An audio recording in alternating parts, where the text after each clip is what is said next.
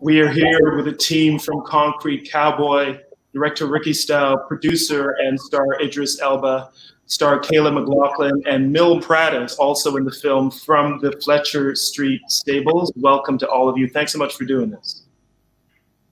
Thanks for having us. I want to begin by asking, who here had to learn to ride a horse for this movie? All right. So, Ricky, you knew, of course, Mil, you were part of the Fletcher Street stables, so you would have been an expert for a long time. For Caleb and for Idris, what was that like? Just the basics, because you have to look comfortable, Idris, especially you, because your character's grown up in this world. Yeah, it was, the process was, they made it painless. We had riding lessons not too far from where we were staying in Philly. And, we just, they eased us in gently. With a lot of film, when you see horse riding, a lot of the times it's stuntmen, people that have been doing it for a long time. And Ricky was, he really wanted us to be on the horses as much as possible in real time. As part of the fabric of the film and just his process and our process too.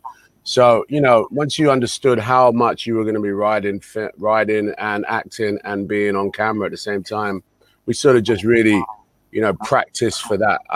I'm definitely no expert. If I was to jump on a horse right now, I still might be a bit shaky, but, just because, as soon as we said action, we try to make it look as real as possible. Mm-hmm. I had a month of writing before I went out to Philly. Like Idris said, it was painless. Ricky wanted us to get on there and make sure we were comfortable on the horse. I was communicating with Ricky and sending him videos of me riding. It was a lot of fun, I feel like if I got back on the horse, I feel like I would be cool, but I think I would be a little bit nervous as well.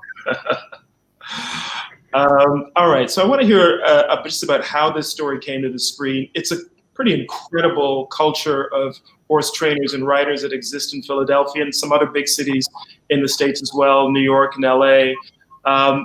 But not everybody knows the history and knows the culture that's shown in the film. Can you talk a little bit about, maybe we'll start with you, Mil, in terms of where these horse trainers and riders come from, how long they've been in a city like Philly, and I want to hear from all of you just about how you discovered this world. The riders, there's riders before me that have been around forever. It was like when new people come around, I love to teach people or just show somebody how to sit in the saddle right.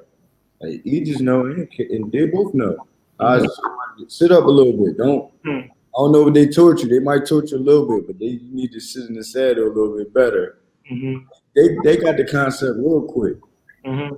It's riders from all over, like, that just come out of nowhere and just like, yeah, I've been riding horses for 30, 50 years. Like, what? Yeah, so I understand that this goes back to when horses were a big part of cities, when they were still pulling carriages. So this is going back like 100 years. The horses was the fire trucks, the food markets. They was riding through. They was used for everything. Mm-hmm. Ricky and Idris, you're also a producer on the film. How did you discover this story? Why was this a story you wanted to tell? Ricky, I'll let you take that. You want me to take it? Yeah. I was living in Philly at the time. My office in Philly is less than a mile from Fletcher Street, so I would see these guys. And then I speak every year at a courtroom for our company. We hire adults returning home from incarceration, and that's where I met one of the riders, one of the cowboys, Eric Miller, who introduced me to Mil. And we had a group of them over to our office. This was a few years ago, talking about making this movie together. I'd made a short film that they had all seen. And yeah, Mil and Eric were the two that stood by the dream when it was just the four of us dreaming. So yeah, but I always thought it was just a fascinating culture. As an outsider, I'd see these horses coming through the hood, and it was just, it's an incredible visual. And to learn more about the community from Mil and Eric and about, felt like an opportunity to make something that could hopefully draw some attention to what they're doing. So. Yeah. And Idris? And then, You know, like Ricky. Well, I saw his short film. He and I have the same representation, and you know, they were like, "You guys should meet." And I think we spoke about his film and such, and we just planted a seed. And then when this movie and this story came, he called me. We talked about it, and I was immediately sort of like just intrigued. I've been to Philly a few times as well, seen the writers. But didn't really understand or know the story or even appreciate the sort of heritage behind it.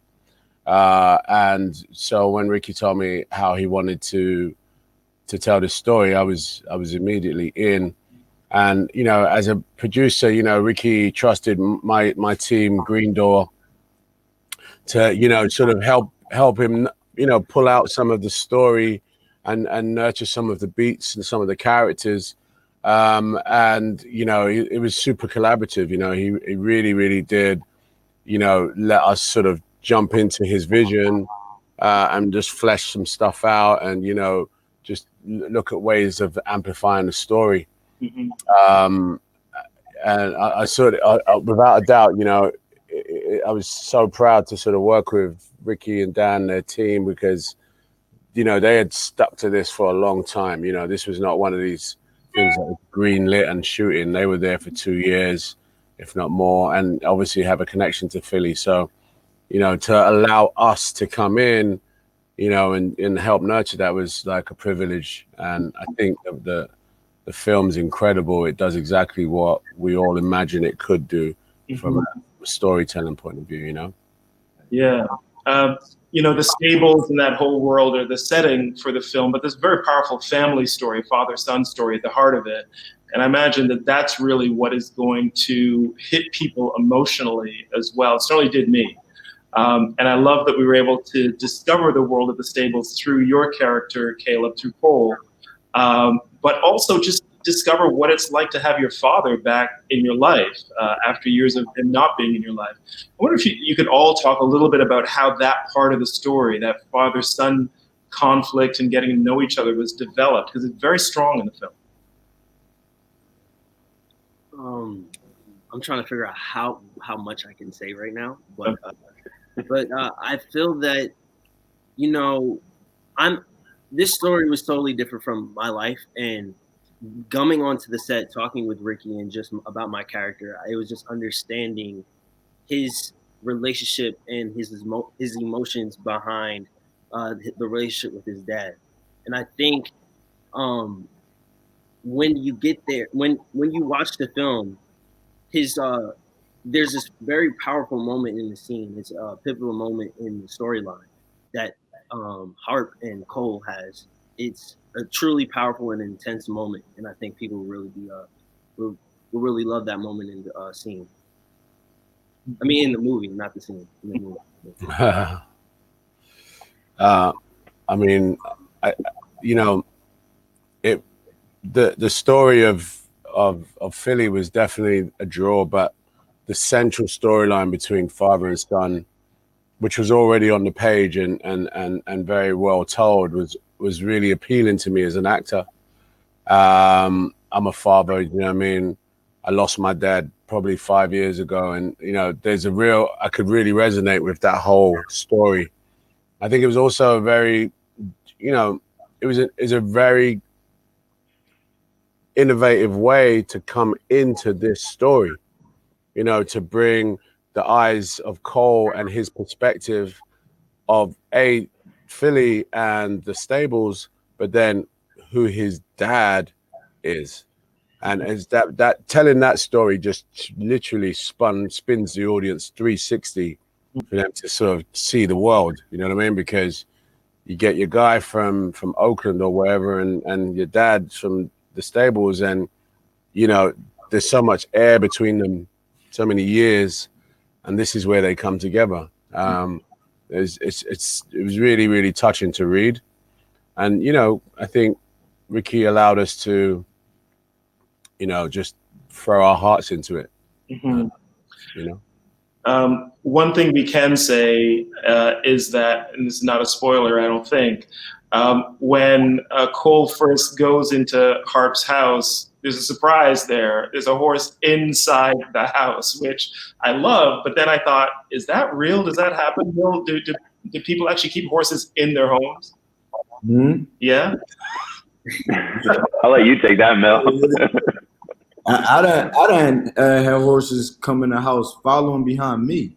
Mm-hmm. My horse person, but I kept horses in my yard at one point. Mm-hmm. With ponies, I used to do that. I didn't feel like going home. I mean, going back to the stable, so I just keep them home with me. Just go back. No, really. That is a big animal to take care of. Yeah, well, you know, and then the neighbors, they was pretty cool. I just couldn't keep them there all the time because, you know, they started to smell. You know. Yeah, I actually had it was a horse, Dusty. He went in the house behind me. My mom was like, Jamil, she keeps saying my name, but I was upstairs by then. And when I came downstairs, he was just standing at the top of the steps like, how you get in here? She's like, I was trying to tell you, he was following you.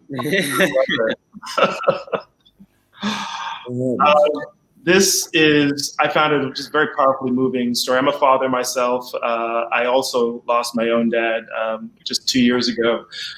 So I know what it means to kind of just rethink about your own relationship to your child and to your father. But this film's going to be released in an environment of just so much conflict, division, all just horrific shootings of Black men still. It feels like more of the world, more of America certainly, is waking up to just what Black men are experiencing, Black communities are experiencing. And I wonder what role you think this film can play in the environment it's going to be released in later this year or next year or in the years to come.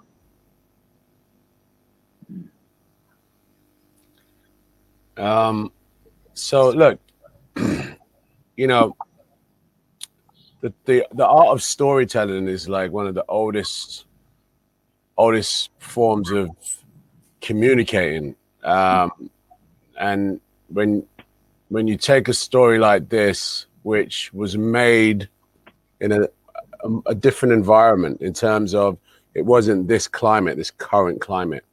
This film was made last year, right? Last year? Yeah. Yeah. And, you know, to some degree, the world was in a slightly more harmonious world, even though we know that, you know, racism and the world is coming to light now was fully in effect back then. We made that story, and Ricky had been pulling that story together for 3 years. So here we are now at this junction, and this film comes out. I'm hoping it communicates is that, you know, we're all humans, right? You know, we have to tell each other stories to help us have a wider perspective.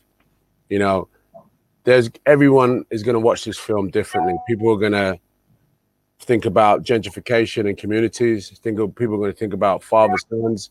People are going to think about Black men and young Black men, and they're going to think about a whole spectrum of it.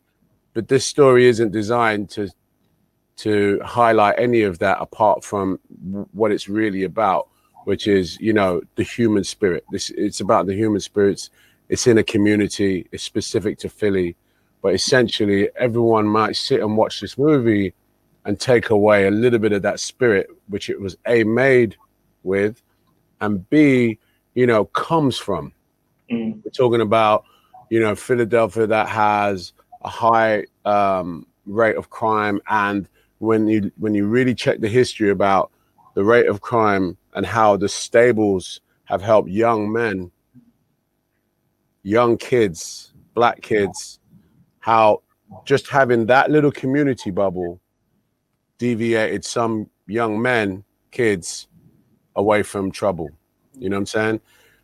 That's what I hope people get, that it's important to have community. You get me? It's important for us to think about that and protect them. Mm-hmm. You know what I'm saying? Not just the fact that the stables might get taken away from us, but, you know, you got law enforcement chasing Black boys all day. Who's getting protected? All right. So if the film does anything and the audience sit there and at the end of it, like me, was crying and going, damn, you know what I mean? if they get a little piece of that, that's important to our culture, to community, to reminding us who we are, then for me, that would be a win. You know what I mean? Thank you. I think that's a beautiful way to end. I want to thank you all for this film and for taking the time today. Jamil Prattis from the Fletcher Street Stables, Caleb McLaughlin, director. Otherwise, wait. Mills is otherwise known as Mills Washington. Oh.